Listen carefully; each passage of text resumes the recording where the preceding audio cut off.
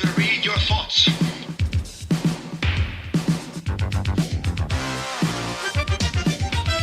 From the future. The movies of 1985.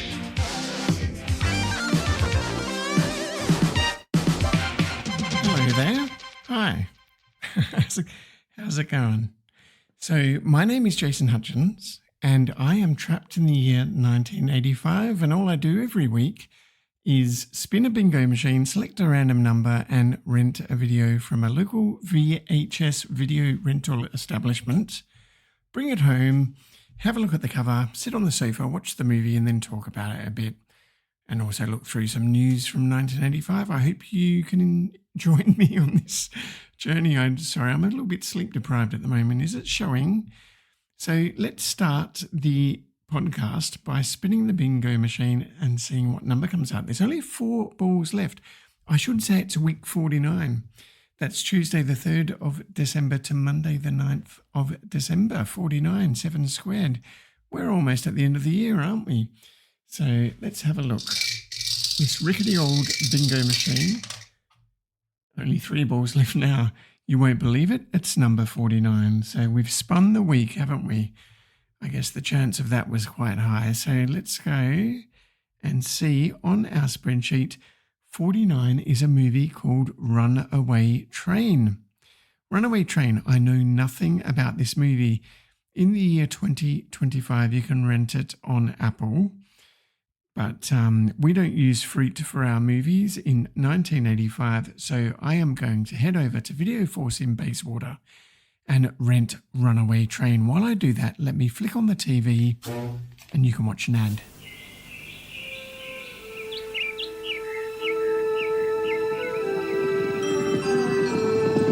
Now there's an even more exhilarating Norska freshness, alive with the essence of pine, spruce, and birch. Feel it, as crisp as a mountain stream. Feel it in Norska antiperspirant, as cool and as clean as the Scandinavian air. Norska, more than ever before, the freshness. Nice and fresh. So, Runaway Train, I've got the VHS cover in my hand here, and it looks a little bit like Snowpiercer, doesn't it? So we've got an image of a train just smashing through something. I'm not sure exactly what it is. Somewhere in the mountains with pine trees, and then a couple of people on the cover. Very orangey looking. I can't really identify who they are. And then the title of the movie, Runaway Train, written in a font that makes it look like it's going really fast. Could this be like the movie Speed or Snowpiercer? Once it starts, nothing can stop it, says the caption, and a little 18 sticker on the front. Over on the back, we've got a blurb, the escape, the pursuit, the ordeal, and then a bunch of photos, including a few more shots of the train, a terrifying taut drama, a meaty, gripping thriller, it says, and then the cast is Jon Voight and Rebecca De Mornay, and a few other names there. So the blurb says, escaping from their high security prison and inhuman treatment by prison chief Rankin, Manny, Jon Voight and Buck break out into the icy northwest wilderness, and soon Rankin is hot on their trail. So maybe a bit like Mad Max as well, with a bit of a chase thing going on. Unwittingly, Manny and Buck stumble into a railway yard and take refuge on a work train that is rolling past. Little do they realise it is unmanned and out of control. This powerful action-packed thriller has all the suspense to keep you on the edge of your seat until the very end. Jon Voight's Oscar-nominated performance as the lifer convict Manny is terrifyingly convincing. Half man, half beast, with no one or nothing to live for. So that sounds like a bit of good popcorn entertainment, doesn't it? A bit of a bounce back after last week's art house movie, but I think we're having a bit of a peachy period right now. So hopefully Runaway Train continues that trend. Let's sit down on the sofa, turn out the lights, and press play on tape to watch Runaway Train. The most gripping and entertaining film I've seen in many months, maybe years. 10 plus. Gary Franklin, KCBS TV. Jon Voight gives a fiery performance. Janet Maslin, The New York Times. A sensational picture, intense and brutally powerful. Variety. The best action movie of the year. Jan Herman, New York Daily News. Exciting, powerful, and thrilling as anything I've seen in years. John Corcoran, KABC TV. It's a success, a super thriller. Michael Wilmington, The Los Angeles Times.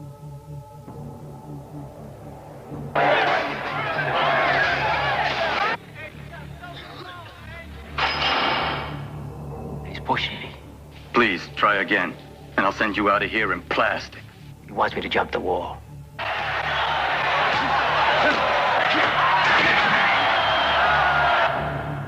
Come on, go for it. Thanks, youngster. I owe you one. Hey, Manny, take me with you. They escaped together.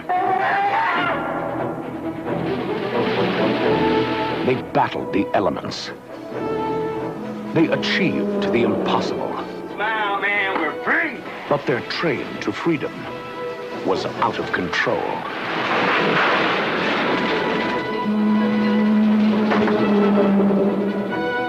I don't know what happened, but there's no engineer on this train. There's nobody on this train but us. The brake shoes have burned off. The overspeed control must have gotten screwed up. Engineers do not just quote. You want to be a tough guy? You want to be a legend? Go back! Sucker, come on!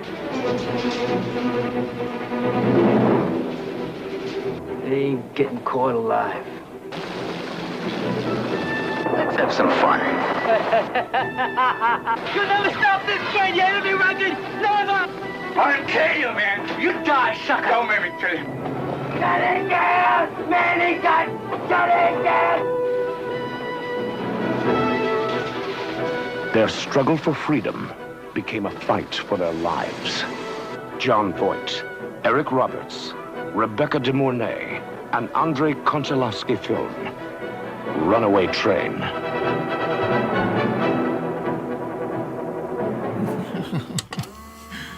Well, this movie, let me tell you, is a B action movie. It's a B movie. It's probably the quintessential B movie. I'm not sure whether we've had another one this year, but that's what this studio, Canon Films, was known for B movies, and this is probably one of their best. So what can I say about this movie, Runaway Train? Well, I think it's just crazy, crazy, crazy. It's a masterclass in improbable filmmaking. That's my dog barking because my wife has just come home. Anyway, let's ignore that. So, the story began in 1964 when Akira Kurosawa, remember we saw the movie Ron earlier this year, that Japanese movie by Akira Kurosawa, famous Japanese director. He's the director of Seven Samurai and Rashomon and stuff like that. Now, back in 1964, he read a Life magazine article about a runaway train incident in America, and he became obsessed by it. 2 years later, he had written a screenplay and had announced it as his American directorial debut at a New York press conference, but it spent 15 years in limbo, and they just couldn't get anybody in Hollywood to pick it up. But eventually, Kurosawa didn't end up filming it. Francis Ford Coppola, now he seems to have some of a relationship to Japan, doesn't he? And it is interesting because his daughter, Sofia Coppola, made Japanese, what is it? Lost in Translation. I was going to call it Japanese Story. That's an Australian movie. Anyway, Coppola eventually recommended a director, like a Soviet director called Andrei Konchalovsky, who flew to Japan to meet Kurosawa and get his approval. And then Andrea Konchalovsky ended up being the director for this movie. Now, so that's an interesting story about the screenplay and the director. So a Japanese screenplay directed by a Soviet director, filmed in the United States, in Alaska, of course. Now, an earlier version of the screenplay had been given to Robert Duvall, who was going to star in the movie. It ended up not being him, of course. And he complained of inauthentic dialogue, especially in the prison sequences at the beginning of the movie. So the producers hired Edward Bunker. Now, who is Edward Bunker? He is the only Oscar-nominated screenwriter to have appeared on the FBI's 10 Most Wanted list. He was a career criminal. So he is known, basically Quentin Tarantino became interested in Edward Bunker's work and ended up working with him and casting him as Mr. Blue in Reservoir Dogs. Now, Edward Bunker changed Manny, the main character in this movie, Runaway Train, from a wife killer to a bank robber because he's meant to be a hero of everyone who's in the prison with him. And Edward Bunker explained that you couldn't be a hero if you were a wife killer. So the other thing is Danny Trejo. Do you know Danny Trejo, that tattooed guy from Machete and Heat and Desperado? I think he was in Breaking Bad as well, was he? He got his break in this movie. His first on-screen role, I believe. He was hired as a drug counselor because there was so many drugs going around the set. It was mid-80s, of course. And he then, he was hired as a drug counselor, on-set drug counselor, became a boxing coach to, there is a boxing scene in the movie, and then ended up being an extra as well. Now, Manny, the main character, he ended up being played by Jon Voight, and he went, he's just a crazy guy, and in this movie, he just comes off as just insane. He reminds me a bit of the guy in Blue Velvet. What's his name? You know what I'm talking about. His dialogue, I don't know, he's always saying, "Punk, you punk." But he visited San Quentin prison and went full method, really, spending a lot of time with the inmates there, staying in contact with them for years afterwards. And he grew this ridiculous Fu Manchu mustache after watching the 1978 prison documentary called Scared Straight.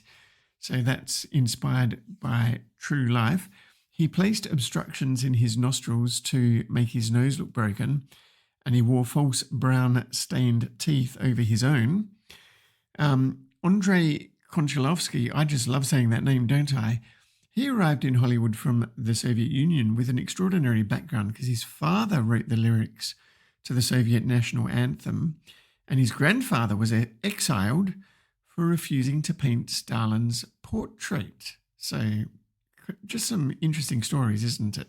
Now, Roger Ebert loved this movie. He gave it 4 stars, but he quoted Shirley MacLaine because Andrei Konchalovsky, and that's like the 5th time I've said it, he was actually Shirley MacLaine's lover, and she was quoted in her best-selling book called Dancing in the Light, which is a bit of an autobiographical book. She called him a missile with self-correction of trajectory and a powerful engine. So a bit of a Soviet missile. Crazy. So like I said at the beginning, Cannon Films made a lot of B-action movies, and they, in 1979, were sold to the Israeli cousins called Menahem Golan and Yoram Globus.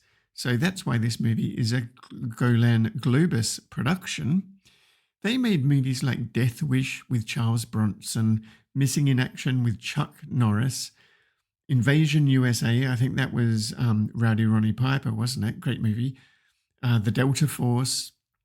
They did the Ninja Trilogy with Enter the Ninja, Revenge of the Ninja, and Ninja 3, The Domination. And their biggest financial success was Cobra with Sly Stallone. They also did Life Force, which is another 1985 movie, which might be coming up from the bingo machine, maybe even today. Not today, you know what I mean, next episode. And they also did Breakin' 2, Electric Boogaloo. So a lot of B movies there. Now, in terms of B movies, this one did pretty well. It was nominated for 3 Academy Awards. Jon Voight was nominated for Best Actor. When you watch this movie, you will question that nomination because he is just insane. And I wouldn't call it, I don't think what he's doing is acting. It's like being possessed. He lost to William Hurt, who was in Kiss of the Spider-Woman, which we saw earlier this year. Eric Roberts. Now, he was the one being trained as by Danny Trejo and as a boxer. Now, he was nominated for Best Supporting Actor. And again, is he really acting in this movie?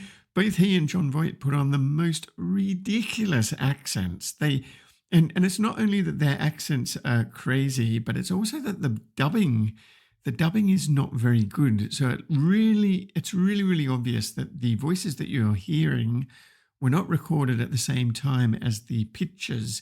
Anyway, Best Supporting Actor went to Don Amici for Cocoon, which we saw earlier this year as well. And Henry Richardson was nominated for Best Film Editing. Now, I'm not sure about the film editing either. Some of it is a bit dodgy, and they sort of do the visual equivalent to bad dubbing, because a lot of the movie is images of this train running through the snow in Alaska and maybe a bit of a snowstorm happening. But the stormy bit is superimposed from other footage, and really obviously so. Anyway, one critic said that inviting the Cannon Group to the Academy Awards is kind of like giving 3 Michelin stars to Taco Bell. A bit of a put down, isn't it? So I think I said earlier that maybe this movie would be a little bit like Speed, and it actually directly inspired the movie Speed, because the screenwriter for Speed, Graham Yost, was told about this movie, Runaway Train, by his father, and he kind of misremembered a lot of the details of the movie. So that when he came around to writing Speed, he had misremembered the plot, and he thought it was all about a bomb being on the train. And he thought, well, I'll write a version where there's a bomb on a bus. So there you go. Now, what would I give this movie? Now, you need to rate apples with apples, I think. So you need to take into account that this is a B movie. You need to watch that with that in mind. It's not an art house movie. It's nothing intellectual. It is entertaining. It is unintentionally funny in a lot of places.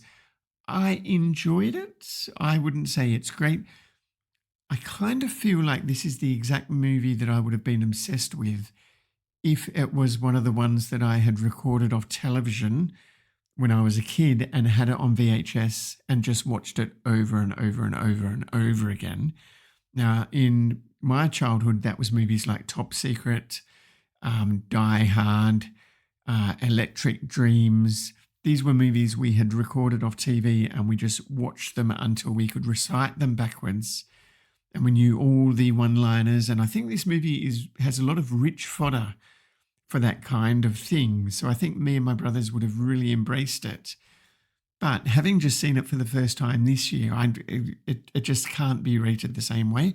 I would say that it's a solid 3.5 stars. Whether it's a Mintox or Cactus really depends on your frame of mind when you're watching it. Embrace the B movie and enjoy it for what it is. I quite enjoyed it. I got some entertainment and some laughs out of it. And it is just a crazy story. To see Kurosawa's name in the opening credits is just so weird. But now,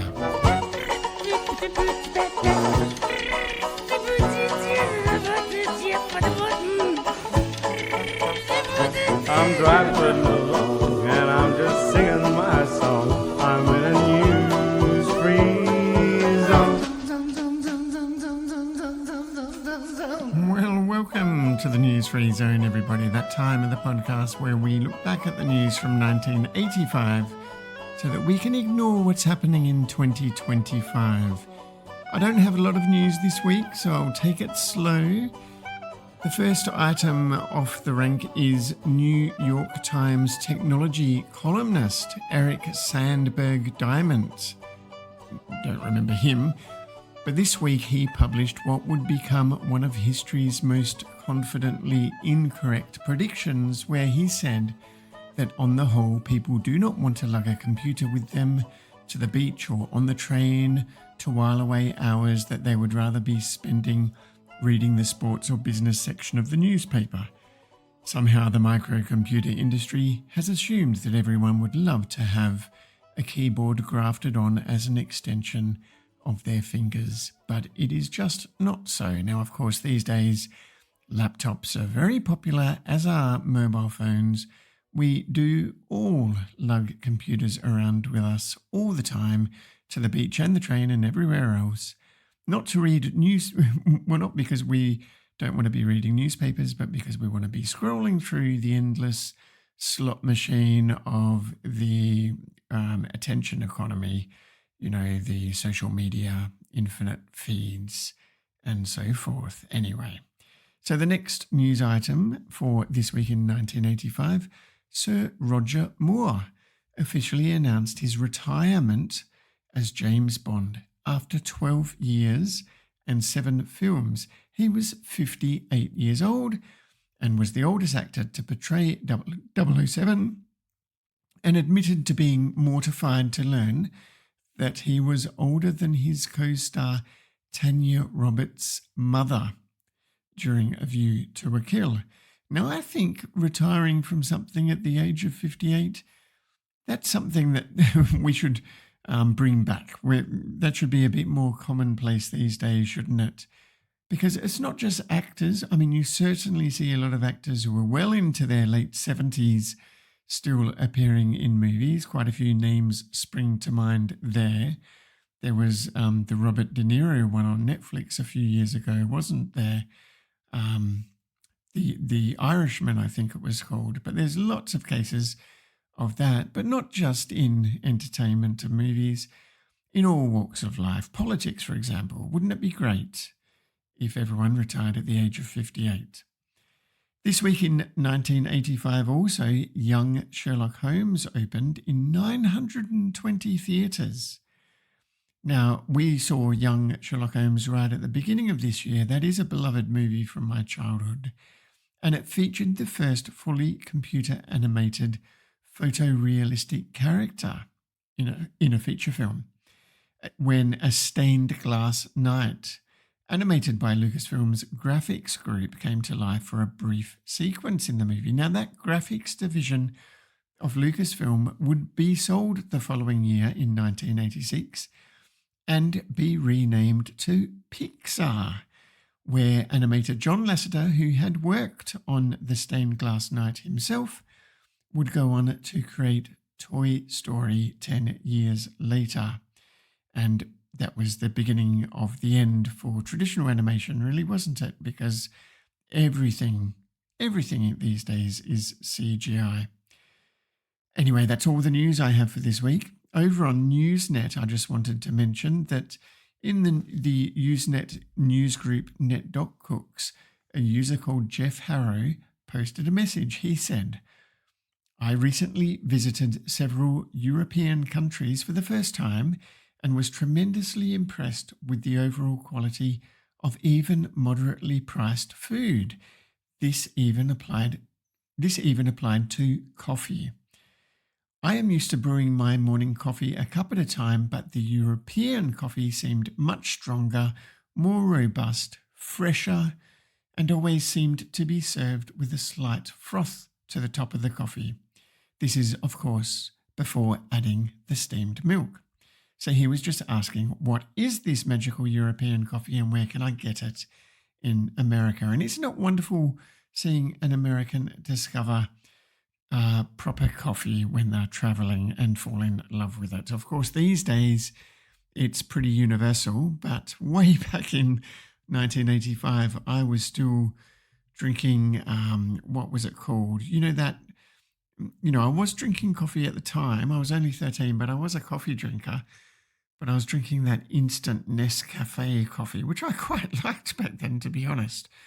And it wasn't until probably 1990, so 5 years from now, when I would have my first espresso, which knocked my socks off, and I haven't looked back since.